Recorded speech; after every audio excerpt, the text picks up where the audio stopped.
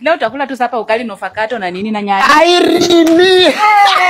Sibati. Nakwambia hiyo wakati ndio tunakutana saa hizi. Oria na mwanawe hapo mwana baba. Sema kutonjo. Kutonza kufinish kumalo. Wamisi kuna waenda. Kuno le kana zani ndako kuno kubulia kwa chilingi nengule hata bindu bya kwa likunia.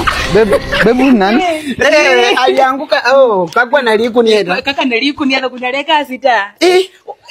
Siku mingi na siku mingi. Huyu ni pesa yangu tu kwa nyumbani. Anasema nini babe? Anasema wewe ni muhandi sana. What are you saying? Safi sana. Kunoha kurera kinguta. Kuno sendera hata kuno mbila. Kuno kaingulia kwa zingine ngule hano. Kuone kuchini suko. Kuchini suko kwanza manya kwanza kazi makuchenja ba khana chenja na mwachenja. Aki ubeshta yako ni poa sana. Niko poa. Anasema chinizi yako ni ulinunua Nigeria. Si unajua ni expensive by the way. Hii ni kali. Hata kwa ukimbuza kudukula isa. Pepo sijali huyu ni pesa yangu ile tulisomanga na yeye high school. Tulikuwa tunasoma na huyu msichana alikuwa bright. Wana hata anafunza mwalimu kwa shule. Unaona huyu ni bright, mimi ni bright. Sisi hivi watoto wetu.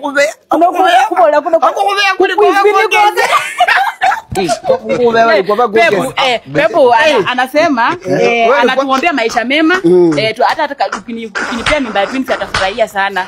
Kwanza mimi niko nazo nguvu za kiume. Niko sawa ndugu yangu. Niko sawa.